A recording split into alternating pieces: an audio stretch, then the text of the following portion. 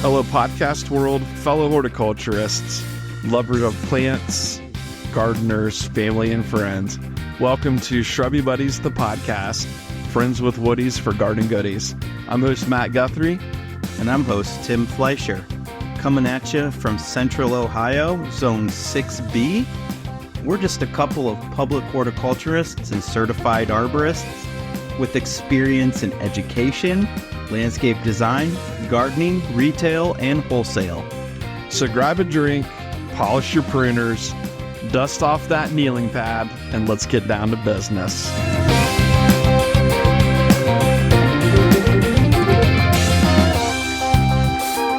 What up, Shrubby Buddies, and welcome to episode 11 of Season 1, Shrubby Buddies, the podcast. I am host Matt Guthrie, joined with my best good buddy, Tom Fletch, over here. How are you doing today, Tim? Guess who's back? Back again. Buddy's back. Tell a friend. There you go.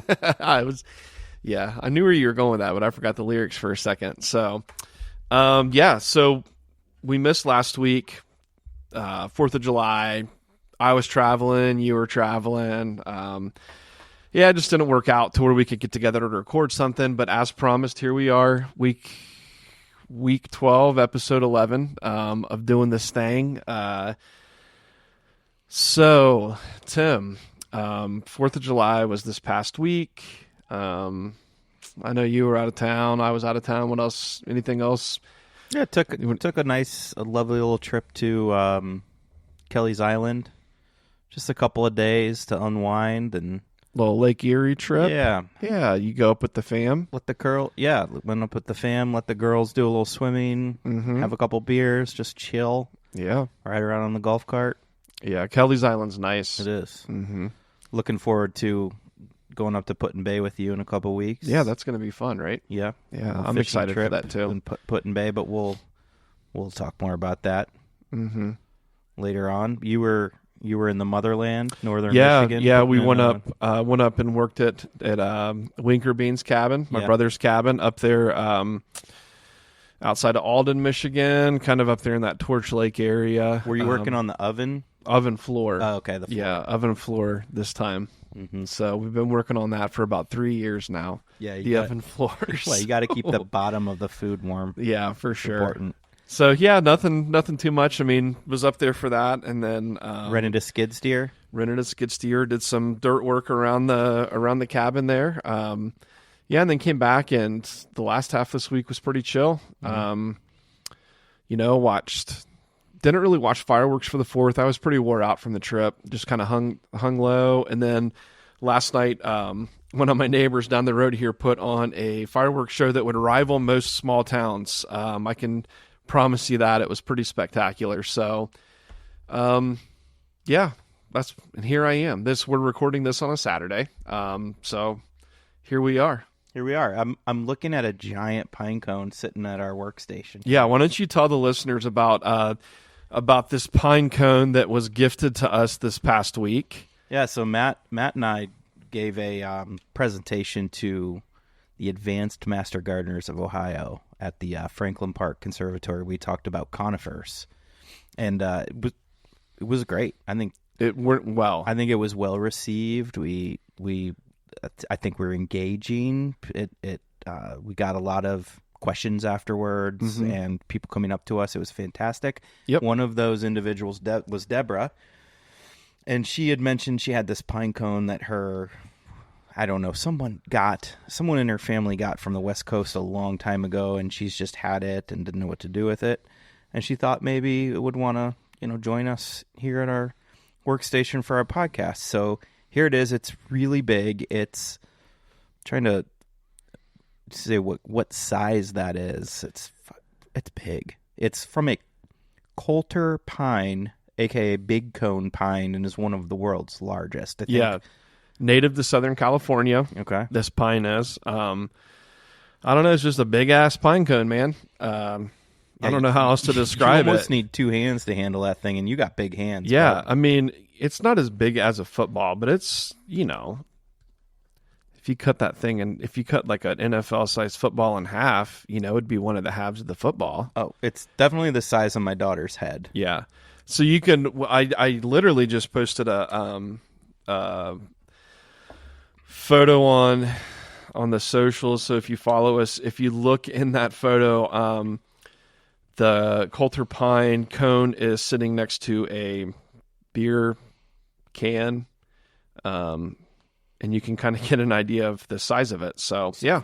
Thank you, Deborah. That was very nice. Yeah, it's our new little mascot. We're gonna have to think of a name for him. So if anyone has any good names, maybe we could get like a user submitted name that we could roll with. And the winner gets a sticker or two. Yeah, Shrubby Buddies podcast sticker. Because those are in the works. And I would be remiss if I didn't mention the cardinal that my daughter Amelia got today at an estate sale. It's like a clear red crystal cardinal. It's like an ornament, but it's just perched here below our computer screen. So thanks, Amelia. It's lovely. Thank you, Amelia. It's like our little good luck charm. Yep, for sure. So we've got two new little mascots for the Shrubby Buddies here. So yeah, right on. So that's kind of a recap on little desk flare. Little desk flare, yeah. That's kind of a recap on our past week. Let me get closer to the mic here. Sorry about that. So this week's episode 11, we have done a lot of talk about perennials, prairies, things like that. But we have mentioned it in the past. We're both certified arborists through the International Society of Arboriculture. Both have a love for trees. Love for trees. It's just something that we don't talk about as often. I would say for me, it was probably trees first, and then the more ornamental horticulture perennial thing, kind of like same with you. Yeah. So I had a love for trees before I did the perennials and things like that. But, so yeah, we definitely owe the listeners a tree talk. Yeah. So this is it. First, like kind of tree exclusive talk. So the title of today's talk is Small Trees, Big Personality, How to Use Tiny Woodies in Tight Spaces. So I like that. That's a clever name. That's something that you're, pretty familiar with. Yeah, very familiar with that. I don't know about me, but I know this is your... I don't know. Your wife's had conversations with me, and she said that you would be more if it was like micro woodies in tight spaces. She did say that. So anyways, moving right along on that. So some things to consider to start off the bat with this talk. Small trees, big personality. Yeah, so we're just going to run through a few things to consider before we get into some of the different trees that we like to use, we've had experience with, and things like that. So, yeah, I don't know if you want to... Yeah, so I'll just... For me, like Matt said, the love of trees came first. My dad was a city forester for the town I grew up in, and just imparted that, just a love of plants, but specifically trees. Took this ecology class in high school where we really focused a lot on trees. And so trees were my first love. Even all through college, it was trees for me. And then, eventually I settled in and decided it was good to appreciate all of the plants and how they work together. And so now I'm, in love with it all. But the trees started off.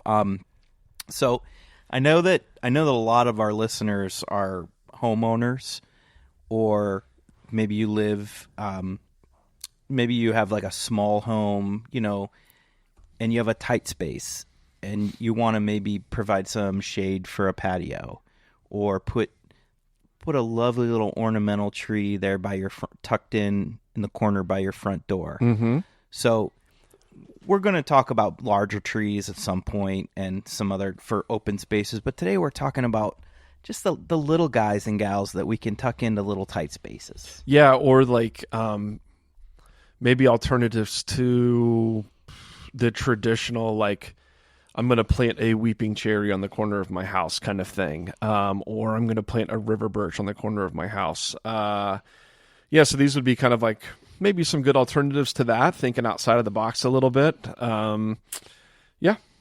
Yeah, So- and I think a lot of what we're going to try to talk about trees that are readily available too. So, Yeah. but first of all, when you identify your space to where you're going to put your smaller tree for your tight space, it's really important to think about, is there enough space for this tree? So what we're going to talk about small trees to medium trees, because at the end of the day, a lot of these trees we're going to talk about at their ultimate maturity are going to be more in the medium size range. But with proper pruning, you can get them to fit into that space fine, even if they're a medium tree.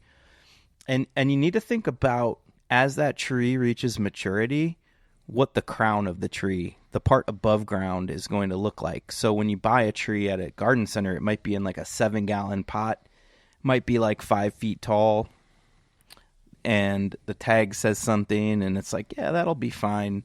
But eventually the top of that tree might go straight up, or it might spread super wide, or it might weep, or it might do something real funky. So you need to think about, ultimately, what's the goal of that tree? Yeah. So if your goal is to cascade over your patio to provide some shade, you probably don't want to go with something conical or pyramidal or columnar. You want to go with something, spreading or an open habit.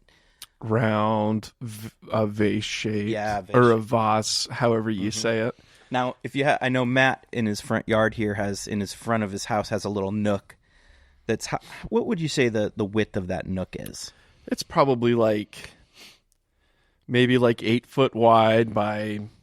It's probably 8 by 8, I would say, somewhere in there. So it's a little nook that he's got. Well, he could buy, say, a red bud for that space, and it would be fine for a couple years. But that red bud eventually is going to have this very spreading crown that's going to get super wide, perhaps wider than the tree is tall. It's going to outgrow that space. So Matt's going to think, I probably need something more columnar or conical in that space. Correct. Yeah, which is what I've been looking at. You and I have been discussing that some. So, Yeah, so you have to think about you have to look at your space and think, as this tree heads into maturity, what do I want it to be doing? So think about the shape of the tree. You can't just go by the height, right? So you say, 15-foot max, perfect. But if it's 15-foot max and it's 18 feet wide, yeah, and you have a space that's 6 feet wide, it's not going to work. bro, some of those red buds too, they can get wide. Yeah, we just pruned through one of Matt's parks recently, and I did a couple. Well, I know there's one of those red buds I did, and that thing is just so wide, so many lateral branch, and it's in a beautiful way, but not the kind of tree that Matt could use in this not tight in this space. No, not in my space for sure. So yeah, maximizing your space, realizing, is there enough space with the crown of the tree that is eventually going to develop. Yeah. So are some big keys when. Yeah, for sure. When selecting for tree selection in these areas, but maybe like you said, maybe you have a big open area by a patio where something spreading around would work wonderfully for you, or maybe it's even maybe you're wanting to tuck something in where there's a window and there's some smaller weeping type trees that could fit that bill even potentially, or if there's a window and you don't want it to get covered completely, something with a more open habit where it's going to have, I don't say holes through it, but holes through it. So you can kind of look out the window and see through the tree a little bit. It's got more of an airy texture to Correct. It. Yeah. And then last but not least, something to consider when doing this is think about what's underground, right? So you're planting these a lot of times up close to the house. And for most of us, that's where all of our utilities come in. I know for me personally, everything is underground here at my house. So I have my gas line coming into the house underground. I have my cable for internet and TV coming into my house underground. I have the electric. So everything, eaves spout drains that go out to the curb. So all of that stuff is underground. So make sure that you, here in Ohio, we call it OOPS, the Ohio Utility Protection Service. It's different for every state, but every state has it. Just call, get those utilities marked, know where things are going. In Ohio, it's 811. Yeah, 811. So just know what's underground before you start plugging these trees in. Because, if you put something on top, maybe the gas line isn't going to be an issue for you. It's because it's going to be nice and deep. But what if they ever need to come in and do work on that gas line?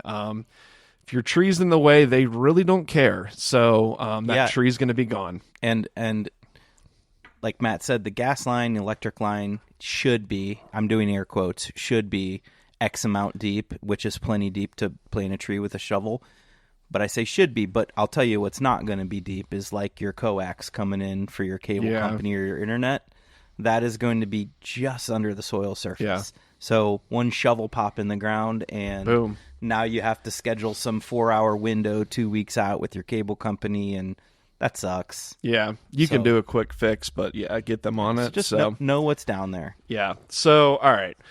Enough of all of that, like things to consider, nonsense. I call it nonsense because it's not as fun part of this talk, but definitely still something that needs to be talked about prior to selecting one of the amazing trees that we're going to talk about today. So we'll just dive right in on this. It's going to be a very informal talk about some small trees that we have used, have good experience with.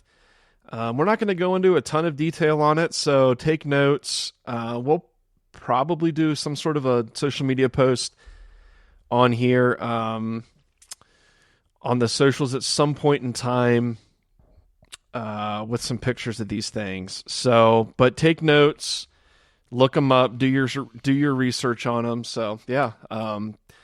You want me to get started, or do you want to get started, or okay? So, Matt. So first up, redbud.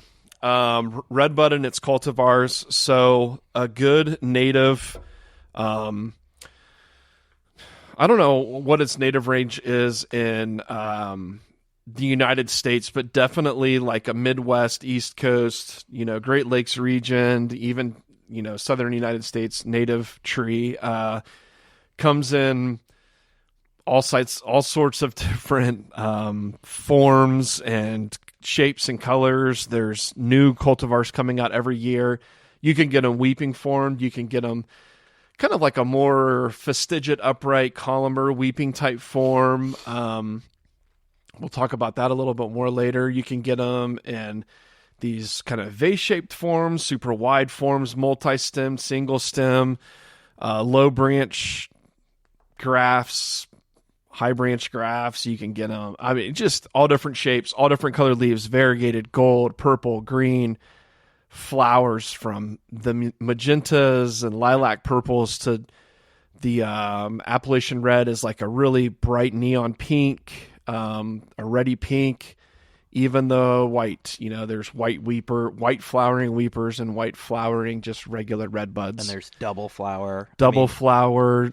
You name it. This is one of those trees that just produces tons of cultivars. So it's a really fun one.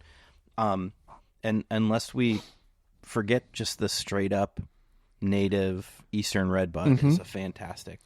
Yeah. tree. So if you live in like much further north climates, look into maybe, because a lot of these are going to be more southern strains of redbuds. Still cold weather hardy, but say you're in northern Michigan or Wisconsin or Minnesota, there's actually like Minnesota strain redbuds. Maybe think about one of those because they're going to be genetically speaking a little bit hardier for those extremely cold winters. So, but yeah, research your redbuds. If you want like a nativar that's going to fit about any little situation you can throw at it, chances are you can find it in a redbud. So not a lot of these trees aren't going to be like these super long-lived trees. They're not going to live, 100, 200 years old. A lot of these are going to be a little shorter-lived trees.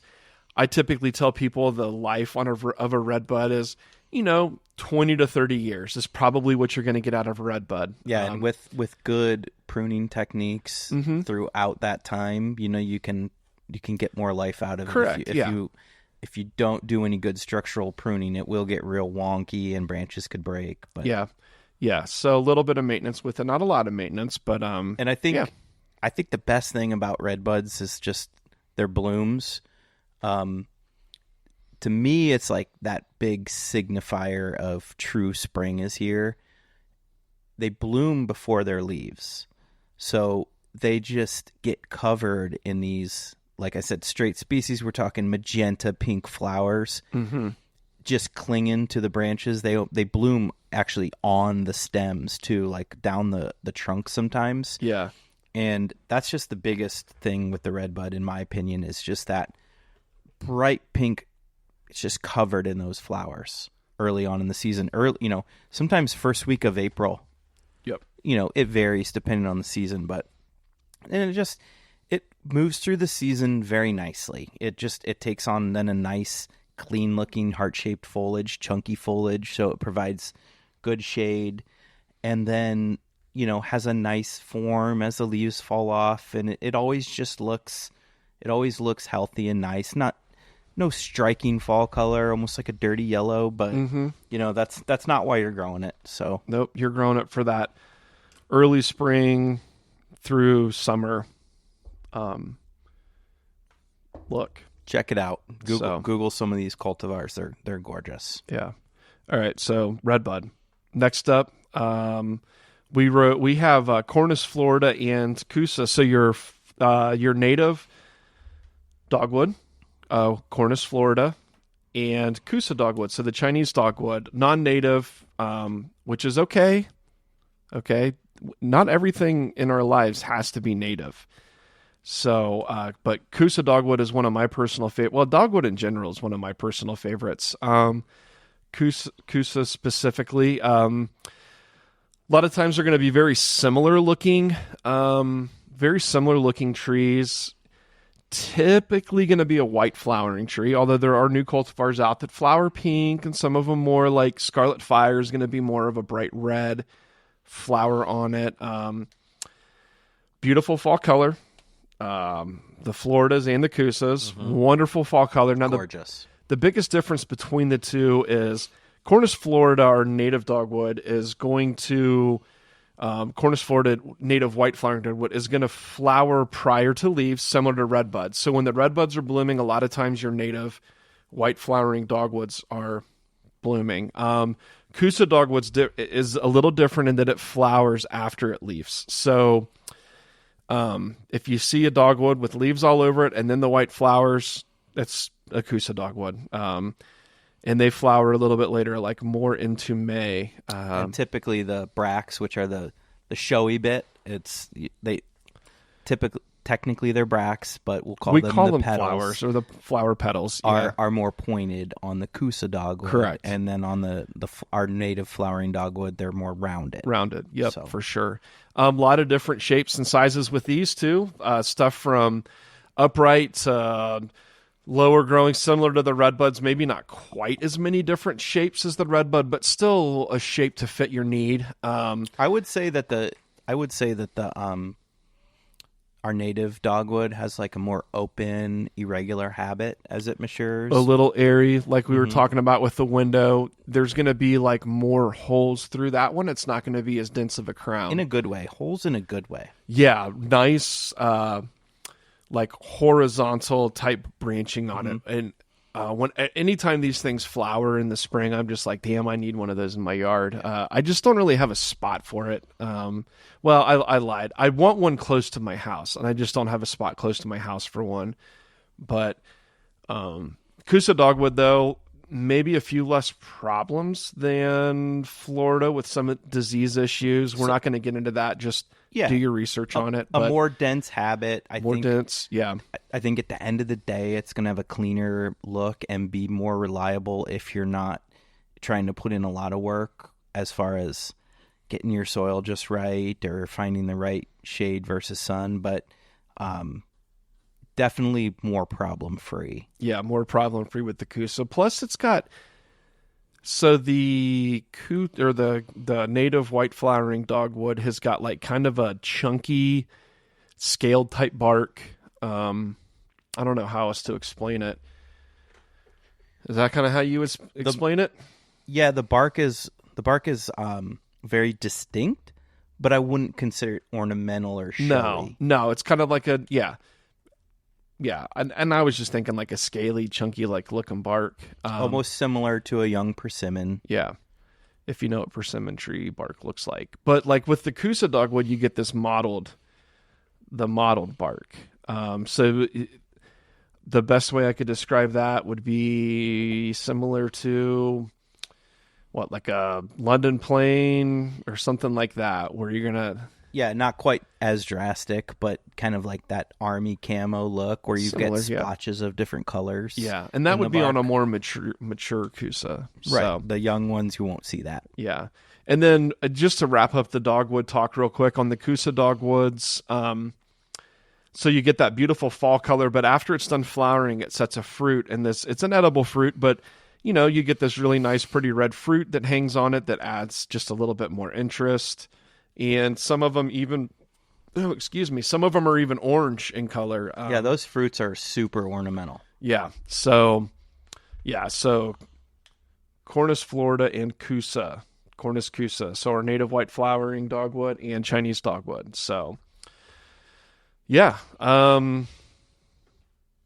You want to hit up on this one, or you want me to? This is one of my faves. Well, this is one of our faves, and it's Dark Towers viburnum, and this is another native. We're hitting you with a few natives right off the bat. Well, I mean, and I think that that's great because natives, it's been such a talking point in recent years. So, and this is a selection from our native Viburnum prunifolium, which is our only native tree form viburnum. Viburnums are typically, we use them in the landscape as a shrub, but this is a tree form, and you can purchase it in a single stem version now. We sometimes struggle to find it. It's become super popular in the wholesale industry, but I think soon, now that people know the popularity is catching on, that will be more readily available to consumers. Yeah, I would say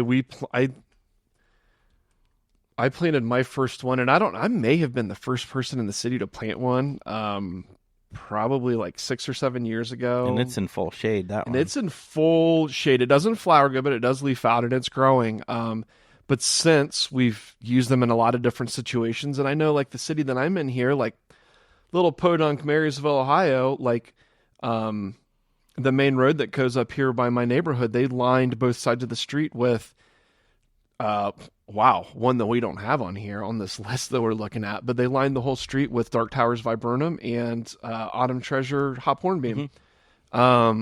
Which when they did that, I was like, really? Like, this is sweet, like, good job, Marysville, kudos to you. So I think that Dark Towers is going to be something that we see become more available in the coming years. And just to get down to it with these viburnums it's a native. It has a great 4-season interest. It has, in the wintertime, you have a nice structure, a nice upright branching on this selection. In the spring, almost right around the time it's leafing out, you get beautiful kind of flat-topped white flowers, a nice clean foliage throughout the summer, followed by just a gorgeous burgundy fall color. Yeah, just better than, in my opinion, better than like burning bush, euonymus. Oh yeah, elatus. In fact, this would be a good small replacement for Bradford pear because the fall color is on par with that. Yeah, a smaller tree, like you said, Marysville used it probably under wires, so it's a nice size compared to some of the bigger ones. Mm-hmm. And like we mentioned before, Matt planted one in full shade, and it's not thriving, but it's alive and it's doing well. But it's not. I've seen some with a little bit more sun that have a much fuller habit. But when we say shade, I'm talking like this thing is in dense shade. Yeah, it is. It may get like an hour of filtered sun a day. Yeah, maybe a little dappled. And it's not thriving. It has leaves. It's green. It grows a little bit each year. It doesn't ever flower for me, but I just wanted to see, like, okay, is this a tree? Because I've seen Viburnum prunifolium, Black Hall Viburnum planted in the understory. Is this tree going to perform similarly to the native? Could this be an option for like a true understory tree, something that's not going to see a lot of light? And it does. It reminds me of that. It does. It works. You put it in full sun, it's going to be a banger. But like, if you need something in the full shade, like this tree's going to work for you. So, and it has a really nice upright form. It was selected because it has the branches that kind of come out and then kind of head upwards. So it's not like a super tight, like little skinny pencil, but it kind of grows more vertically. It doesn't get wide like the red bud. Yeah, that for we sure. mentioned. Yeah. So cool. So Dark Towers Viburnum.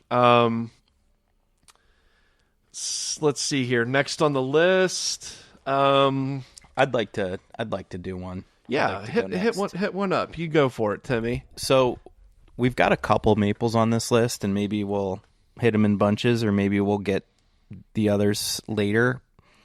But I really like the 3-flower maple, and I know Matt had mentioned this isn't one that he's used a lot, but it is, to me, probably a top 3 favorite maple. And there's a lot of effing maples, is there not? Oh, dude. A ridiculous number of maples, right? So this is a trifoliate maple, so it has 3 leaflets per leaf. So the leaf doesn't look very mapley. It has the same type of leaf as a paperbark maple, if you're familiar with that. So a little bit more delicate in the foliage. But what I love about the 3-flower maple is the fall color is off the charts. The fall color is better than a sugar maple. Wow. That's saying something. Yeah. I'm just going to say it. It rivals the sugar maple. But to quote Dr. Pablo Jordan, he was actually referring to the yellow buckeye when he said that. Yeah. In my plant walk. It rivals the sugar maple, but I'm referring to the 3-flower maple. Really slow growing maple, very slender habit. So it has like it's not an upright, it's not a columnar tree, but it's not spreading like the red bud, and just a beautiful, beautiful deep orange fall color that kind of lasts for a while. And the leaves have a certain pubescence to them that I love a little pubescence. I do. I know you do too. Yeah, I mean, not gonna mince words here. I think you just like saying that word too. A nice light colored bark that contrasts the dark green leaves. It's like light stripy gray bark. And so in a lot of ways, it's like the paperbark maple, but it doesn't have as ornamental a bark. But I think that it's a very striking tree when you see it. There's one in the ML Red Trabu Arboretum, and when it turns into fall color, the reflection it makes off the pond just gives me the good feels. Gives you the Do you feel it in your loins? I do. And you may not this might not be one that you're going to find as readily. So if you look this one up and you're like, I like that one, you might have to work a little harder than just the one local garden center you go to. But yeah, maybe find a bigger garden center and just ask them, say, hey, I know you don't have this in stock, but is this something that you could order if it's a tree? A lot of times, these nurseries will do that. So, maybe they'll get it in and be like, "Ooh, damn, we should be carrying these." You know what I'm saying? Absolutely. So just clean foliage, great fall color. So, I'm looking at our time up here. Oh boy, it's waning. Where we're at with this, and we're trying to be good about like keeping these things like at a decent listening time for our listeners, because I know it's hard like to keep people's attention. So like our time is dwindling where we would like for it to be. So we're going to talk about maybe like one, maybe 2 more trees. We're going to do a 2-part series on this. Okay, so we'll talk about 1 or 2 more trees. We We got a question to answer for a listener that we forgot about at the beginning of the show. Oh, snap. And then we're going to wrap up this episode. Okay. And then, we're going to come at you with a part 2 on this episode, because I don't know if you can feel it through this podcast episode so far, but like, we love trees, and the more we talk oh yeah, we're just going to breeze through this really quick. But once we start talking about trees, like it's very clear that we're extremely passionate about trees. It's hard to breeze through redbud. It's hard to breeze through a lot of these things, especially when you love them as much as we do. So, So with that being said, we're on the maple train with the 3-flower maple. We're going to hit on 2 more maples real quick. Try not to spend much time on it, and then we'll get that question answered and kind of wrap this one up, and then we'll hit you up with part 2. It'll be a to be continued, first one ever. I'm kind of excited about that. Yeah. Will it be continued next week, or will we just No, let's just rock into it next week. Like, we got these viewers, maybe someday viewers, but listeners pretty amped up and jacked up right now on like some ornamental trees to use in the landscape. Yeah, you guys are jacked up. I can feel it. Yeah, I can feel it too. So on the maple train, paper bark maple, we're going to hit up on that one. So Tim had mentioned that kind of, how did you describe the trifoliate? Trifoliate foliage on the paper bark maple. Just as the name sounds, paper bark. So it's got this like exfoliating cinnamon colored bark that kind of pulls off the trunk of the tree and kind of curls and twists. And when the light hits it right, the light shines through it, and it's like nature's stained glass. It's an amazing tree. The fall color on it's amazing. It's got a beautiful kind of like vase type shape to it. Would you consider it a vase type shape? Yeah, as it matures. Or oval even. But yeah, so paper bark maple, there's some different cultivars. There's just paper bark maple or Acer Gricium, and there's some different hybrid, like the gingerbread maple and things like that. Acer Maxowitzianum. So just some of these different paper bark maples. I promise you will love them. If you don't know what they are, look them up. Great tree in so many different spots. When I think of it, a lot of times, I think like ivory silk lilac,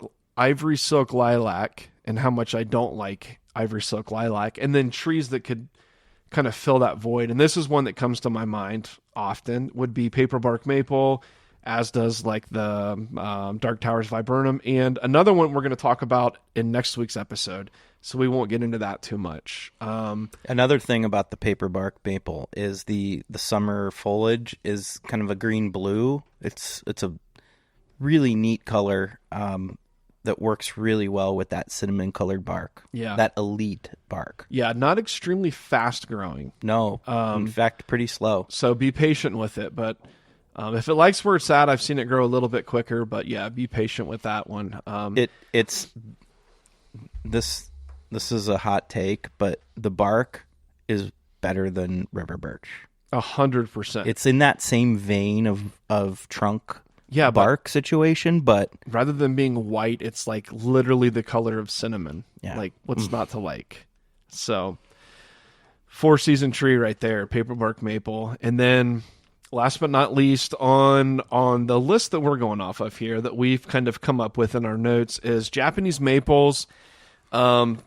Good Lord, you could do like so many episodes just on this. There's cut leaf Japanese maples. There's the like more broadleaf, they're palmated maples. The blood goods. And just different heights and shapes and sizes and leaf color. There's super fine leaf cut leafed ones. There's some that stay like a foot tall. There's some that are weeping. I don't even know. Orange leaves, yellow leaves, green leaves, purple leaves, variegated leaves. There's a local nursery here that I personally have kind of built up a relationship over the past few years with the owner of it, and The name of the nursery is Give 'em a Danaher. plug. Yeah, Danaher Nursery. It's in Galena, Ohio, and Danaher. It's a specialty nursery with just a lot of specialty stuff. Not wholesale. No, you can You can go there. Yeah, on the weekends, I think he's open some weekends and stuff, or you can catch him at plant shows. But yeah, so Dave has got what I think he's got over just in one greenhouse. He has like 100 or 125 different Japanese maples for sale, like different ones, over 100. So that just gives you an idea, and that's not even like all of them. So They're like the hostas of the tree world. Like, yeah, there's people who collect and take these things very seriously, and there's about 1 billion different ones. yeah. So I would say the two most common one you're going to find is Bloodgood, which is going to be better for the sun, taller, maybe just an overall like hardier Japanese maple. Not that the weeping forms aren't hardy, or the dissectums, the fine leafed ones, but Tamukiyama is probably the most common. With the dissected leaves, Dissected has kind leaves, of that weepy habit to it. Weepy, almost the mature one looks kind of shrubby if you don't do anything with it. So, so that's the Japanese maples. They can be a little finicky because what'll happen is they'll start to leaf out prior to our last frost, and they'll get hit. And then they'll have to redo that whole process again. And I think that's one of the big knocks on them is a little bit on the hardiness side. Yeah, for sure. So that kind of wraps up the maples. And that's going to wrap up the trees for this week. Boy, that was that went quick. Dude, we're at like 41 minutes. And my goodness gracious. We're like maybe halfway through what we need to talk about. So, but back to the... Damn, I can't believe we forgot Rick's question. We got an email at Shrubby Buddies, email to shrubbybuddies@gmail.com from longtime listener. And what did he say? First time questioner, Rick. So he asked a few different questions, but there's one that we really wanted to that we thought really could help everybody out, and that would be a question about coneflower, and it was specifically Cheyenne spirits. Cool coneflower, multicolored coneflower, been out for a little while now, was supposed to be like the shit of a coneflower. It was when like it came the out. Second coming of Jesus. It was awesome. And but you just don't see it as much. You still see it in the garden center some, but you don't see it as much, and you don't see the growers pushing it as much. And his question was like, why is that? If it was supposed to be such a good perennial, and some of these garden centers have just kind of plugged a few different coneflowers into one pot of different color to kind of create that similar effect, which is kind of a bogus way of doing it, because it just is. That's not Cheyenne spirits, but so I don't know if you want to kind of touch on why it might not be why we're not seeing it as much. I'll be brief, but at the end of the day, some plants get a lot more attention in breeding than others, and coneflower is hyper speed breeding. There's just so many cultivars and colors and forms coming out, and just inherently there's going to be better things that the plant breeders come up with that are going to replace these older varieties, especially when they found out, after some years in people's gardens, the Cheyenne Spirit seemed to be coming up more and more every year, just the pink ones. So they were losing the oranges and the yellows, just getting the pinks, which are lovely. But if that's not what you were buying the plant for, then that's not what you want.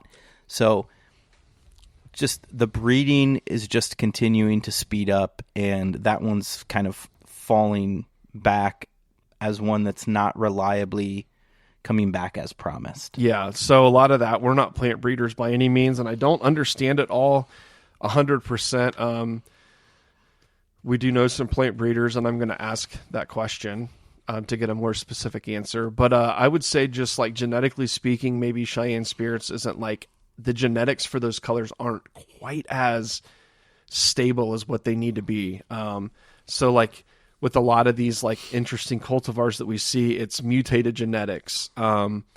It's like breeding different ones to like alter those genetics to get the different colors. And if those genetics aren't stable, then things revert back. And that's okay. I mean, Cheyenne Spirits is a seed grown. It should come back true to seed, but, you know, as we know, things revert back. And so our advice to the listener who wants to maybe have a few different coneflower colors out there in their garden, say you want 2 or 3, go to Google Mount Cuba echinacea or coneflower trials. Correct. And that is such we've talked about this before, but they have a wonderful coneflower trial where they go through a lot of the new and popular varieties and give them a grade. And that grade is based on all kinds of different things, but find the highest graded yellow, find the highest graded orange and pink in the size range you like, and then buy those and plant them together rather than buying something like a Cheyenne Spirit that may not be reliable over the long haul. Yeah. So Mount Cuba is a great resource, and not just with echinaceas, but like Mount Cuba, and I also visit the Chicago Botanical Garden trials and see what Richard Hockey's doing up there. And yeah, so with a lot of these different perennials and shrubs and things, like before you buy, do the research and look at some of these different plant trials and see what they are coming up with, because we're going to give you like the legit like lowdown, like, yeah, this one is a baller, this is like A+, or like, nah, this one's a dud, like it's not performing. So don't waste your time. And like Matt said, Chicago Botanic, like I said, Mount Cuba, Missouri Botanical is another reliable source, because when you punch those words into the Google machine, you're going to get a lot of shit. Mm-hmm. You need to be able to rummage through that shit and find the cream. Yep, for sure. I don't know. So anyways, yeah. So Rick, thanks for that question. Ricker. Or Ricky boy, hugs and kisses. Thanks again for the question. Yeah, and I'll talk to you about personally about one of the questions that you had, because I have a question for you on that. So anyway, so that's going to wrap it up for part 1 of episode 11. Stay tuned for part 2. Yeah, so stay tuned, to be continued. Otherwise, I'm Matt Guthrie, and you are, tell the listeners, Timothy D. Fleischer, the first. Yes, the first. And we're the Shrubby Buddies, and we'll chat with you next week. We love you harder. Peace, love, and trees. We out. +2.